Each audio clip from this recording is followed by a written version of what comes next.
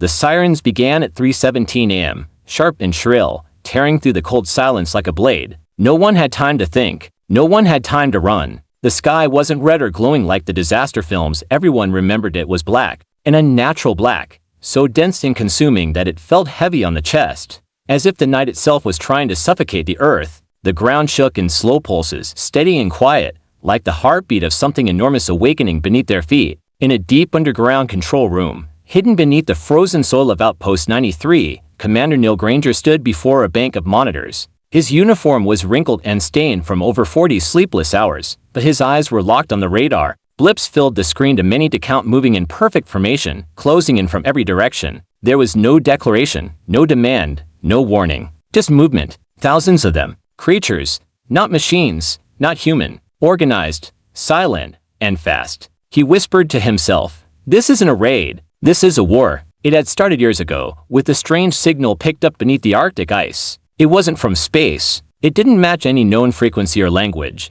Scientists studied it, debated it, dismissed it. The world moved on, until the drilling station above the signal went silent. The crew vanished without a trace. The only transmission that came through was a single word, awakening. And then the sky turned dark. They didn't attack like humans. There were no bombs, no battles in the traditional sense. They moved quietly, precisely. Cities didn't burn, they simply went dark. In New York, skyscrapers collapsed in silence. In Paris, people vanished without screams. In Tokyo, entire districts disappeared under the shadow of something unseen. London was swallowed by a black mist that left behind only the sound of dripping water. There were no survivors from the first wave, only a few scattered voices, pirated radio broadcasts, and bunker dwellers praying their steel doors would hold. They called it the Long Attack, not because it was dramatic but because it never ended. Days turned into weeks. Weeks bled into months. Humanity's weapons were useless. Its governments crumbled. The bleeders, as people began calling the creatures, didn't just destroy, they erased. Memories,